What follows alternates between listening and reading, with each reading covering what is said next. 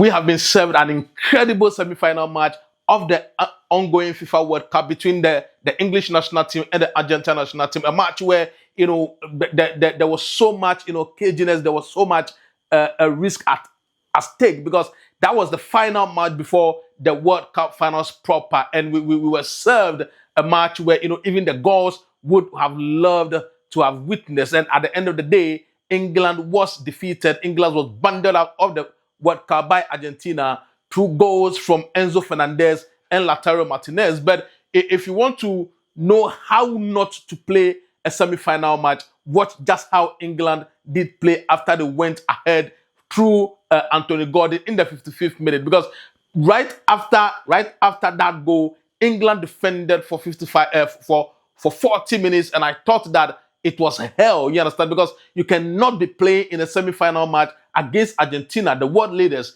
being led by Lionel Messi, Enzo Fernandez, and Lautaro Martinez. These are players who could get goals at any time, and you defended, or you were defending for the rest of the match. To me, it was poor tactical orientation. It was poor, instructions from Thomas Tuchel to his players on the field. And because I expected Thomas Tuchel to even put the players on an attacking front, because if you lay out in a 4-2-3-1, having Harry Kane, having Jude Bellingham, having Morgan Rogers, having Anthony Gordon, these are players who can play on the front foot. These are players who have goals in them. So I really do not understand why they laid out in the 4-2-3-1 formation and then recoiled into a defensive shape after going a go up. And you see, you have to understand, Argentina has had the quality, or they have the quality to come back. You look at the match against Argentina, where they came back from 2 goals down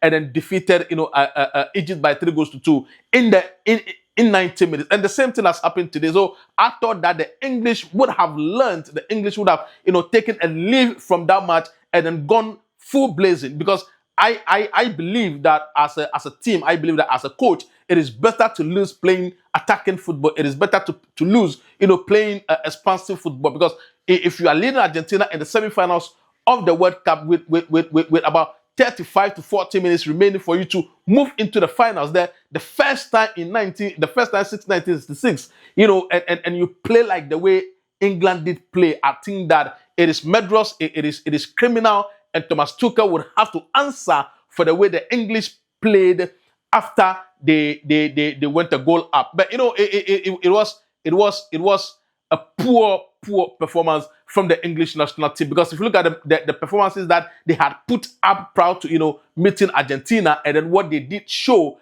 against Argentina, I think that it was not how to play football. It was not how to play a semi-finals football in a World Cup match, because you have to put your entire belief, you have to put your entirety, put everything on the line to make sure that you get over the line. But they failed to do that, and Argentina did capitalize on the failure of Thomas Tuchel to reorient his tactics on the day. Because I do believe that if you look at the quality that the English have, they should never be in the defensive shape for 40 minutes against Argentina. But notwithstanding that, there are some incredible statistics that the match brought up.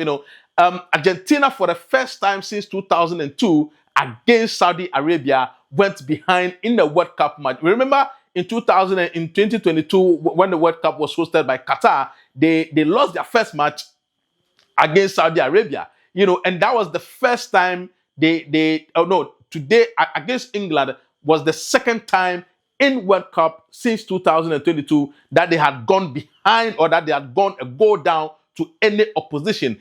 And also, the final match against Spain is going to be the first time that officially they are going to be facing Spain in a World Cup match since 1966. So it's been such a long time, since they met Spain in an official World Cup match. And also, Argentina has progressed to the finals of the World Cup in every single edition that they had been able to move into the semi-finals. Meaning that they hadn't been defeated in a semi-final match of the FIFA World Cup. And it is an incredible statistics, because the last time they won the World Cup, they did qualify. So it just tells you that when they get to the quarters and the semi-finals especially, you would hardly see them being banded out. And on the day, they did show that they desired it more. They did show that they wanted it more, because if you look at how the English did play against Norway when they went to go down, they showed hunger, they showed desire, they showed capability, they showed that they wanted it more, But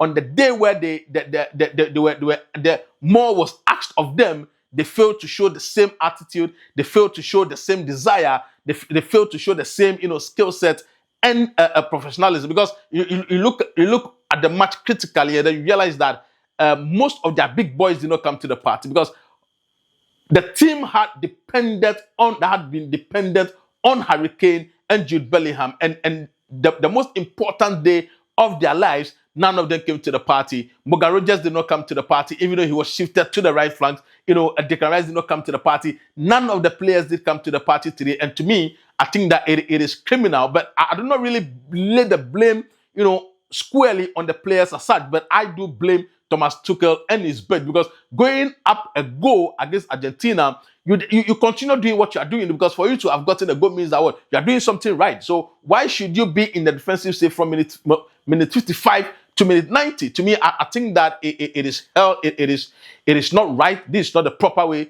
to play football, especially in a World Cup semi-final match. But kudos to Argentina. Again, they have qualified to the finals, where they are going to meet Spain, and it's going to be a blockbuster. It's going to be a fantastic match. It's going to be a worthy matchup in a proper FIFA World Cup. But at the end of the day, you need to ask yourself, does this performance put Lionel Messi? Does this performance elevate Lionel Messi? Does this performance solidify the status that already people are already giving him, that he is the best, to have ever played football? Because proud to winning the World Cup in 2022, the argument was that he could only be categorized in that status like the likes of Pelé and then Maradona if he's able to win the World Cup. And he did that in 2022 when he lifted World Cup in Qatar. But if he goes on to lift another World Cup back to back, it would solidify, to me, it will solidify his status as the best to have ever played the game, notwithstanding the debate from anyone else, because it is incredibly difficult for you to win one World Cup, but to win it back to back and to win it twice, to me, is very hectic. And like Lionel Messi has just shown, because if you look at the way he was able to give the 2 assists to Enzo Fernandez and Lautaro Martinez,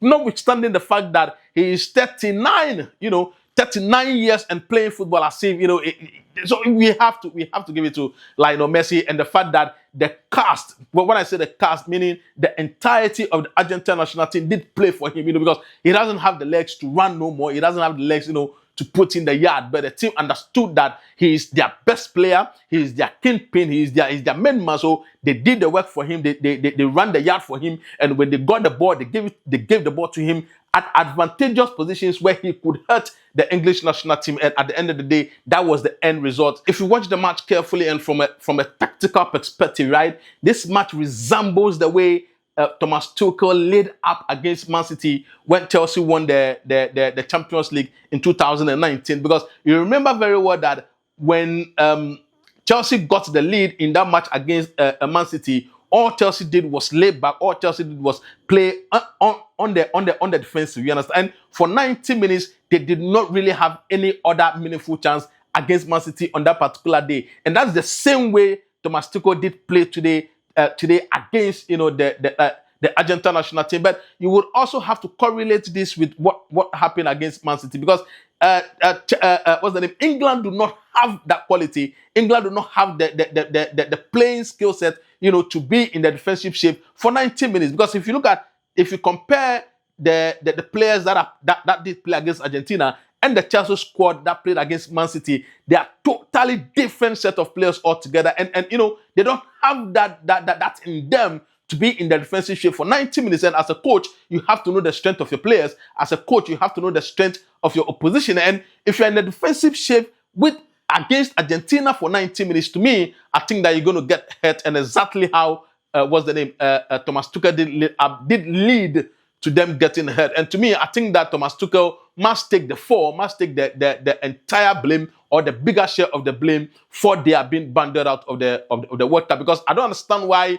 you should not attack Argentina. Yes, go out attacking Argentina, and if they get a goal, fine. I don't have a problem with that. But at the end of the day, the most important thing is that Argentina has been able to get a win, for the 6th time in the semi-finals of the World Cup, and now they are progressing to the finals, where they miss the Spanish national team in the finals. But what do you think? Do you think that they can continue, or they would be able to win or retain their trophy, or Spain is going to win their 2nd trophy in their history, and then bring it to 2? Because remember, they won it for the first time in South Africa in 2010. So are they going to repeat that, or Argentina will win it back to back? And don't forget, should Argentina win it back to back, or if Argentina should win it again, then Scaloni, their coach, is going to be the 2nd in the history of the World Cup since it began in 1919, to have won the World Cup on different occasions. That is to me, it's an incredible achievement